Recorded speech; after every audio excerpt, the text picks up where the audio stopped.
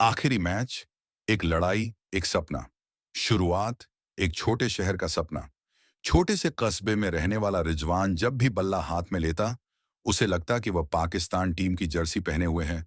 हजारों दर्शक उसका नाम चिल्ला रहे हैं और वह मैदान में शतक जड़ रहा है। मगर हकीकत इससे बिल्कुल अलग थी। उसका परिवार आम मध्यम वर्गीय था। पिता एक दर्जी थे, दिन भर सिलाई में व्यस्त रहते और मुश्किल से घर चलाते। माँ घरेलू महिला थीं, लेकिन बेटे की हर खुशी में उनकी दुनिया बसती थी।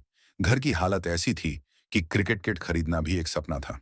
रिजवान का पहला बल्ला एक पुरानी लकड़ी का टुकड़ा था, जिसे उसने खुद छीलकर बनाया था। गेंद के नाम पर फटी हुई टेनिस बॉल थी। मगर इन हालातों ने उसके जुनून को कभी कम नहीं किया। हर शाम वह अपने दोस्तों के साथ गली क्रिकेट खेलता। मोहल्ले में सब जानते थे कि यह लड़का कुछ अलग है। उसकी बल्लेबाजी में गजब का आत्मविश्वास था। लेकिन छोटे शहरों में सिर्फ टैलेंट काफी नहीं होता, मौके भी मिलने चाहिए। पहला इम्तिहान, कई साल बीत गए।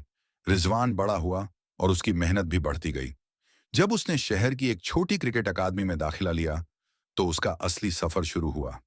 अकादमी के कोच फरहान अली को रिजवान की बैटिंग देखकर यकीन हो गया कि यह लड़का बड़ी चीज बनेगा। उन्होंने उसे सिखाया कि कैसे दिमाग से खेलना है, कैसे हर गेंदबाज की गेंद को पढ़ना है, और सबसे जरूरी बात, हार के डर को खत्म करना। जल्द ही रिजवान लोकल टूर्नामेंट्स में नाम कमाने लगा। उसने कई बार अपनी टीम को जीत दिलाई। लेकिन जब बात बड़े स्तर पर आने की हुई, तो दिक्कत शुरू हुई। पहली नाकामी रिजवान ने जब पहली बार अंडर 9 नेशनल टीम के ट्रायल्स में हिस्सा लिया, तो उसे पूरी उम्मीद थी कि वह सेलेक्ट हो जाएगा। उसने नेट्स में शानदार बैटिंग की, स्कोर बनाए, हर चीज परफेक्ट थी। लेकिन नतीजा आया, उसका नाम लिस्ट में नहीं था। उसे यकीन नहीं हुआ। उसने कोच से पूछा, सर, मेरी क्या गलती थी? कोच ने गहरी सांस ली और कहा, गलती कुछ नहीं, बस इस खेल में टैलेंट के साथ साथ पहचान भी चाहिए होती है। रिजवान का दिल टूट गया। उसने पहली बार महसूस किया कि कभी कभी मेहनत भी कम पड़ जाती है, जब तक किस्मत तुम्हारा साथ न दे। हार नहीं मानूंगा। उस दिन के बाद रिजवान ने कसम खाई, अगर दुनिया मुझे नहीं पहचानती, तो मैं खुद को ऐसा बनाऊंगा कि उन्हें पहचाननी ही पड़े। वह दोगुनी मेहनत करने लगा। हर दिन सूरज निकलने से पहले वह मैदान में पहुंच जाता। अकेले घंटों बैटिंग प्रैक्टिस करता, गेंदबाजों के खिलाफ खुद को आजमाता। इसी बीच शहर में एक बड़ा T20 टूर्नामेंट होने वाला था। कहा जा रहा था कि जो खिलाड़ी इसमें अच्छा खेलेगा, उसे नेशनल टीम के ट्रायल्स में सीधा मौका मिलेगा। यह रिजवान के लिए आखिरी मौका था। फाइनल मुकाबला, आखिरी परीक्षा। रिजवान की टीम फाइनल में पहुंच गई। मैच बड़े स्टेडियम में हो रहा था। हजारों दर्शक बैठे थे।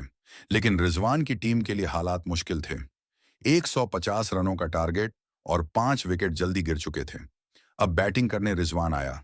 स्टेडियम में उसकी मां और पिता भी बैठे थे। उनकी आंखों में उम्मीदें थीं। पहले कुछ ओवर संभल कर खेले, मगर जब 10 ओवर खत्म हुए तो 70 रन ही बने थे। अब रन रेट बढ़ाना जरूरी था। फिर रिजवान ने गियर बदला। हर गेंद को बॉर्डर के पार भेजने लगा। चौके, छक्के, स्ट्रेट ड्राइव। हर शॉट में सिर्फ बल्ले की ताकत नहीं, उसकी मेहनत, संघर्ष और सपने भी झलक रहे थे।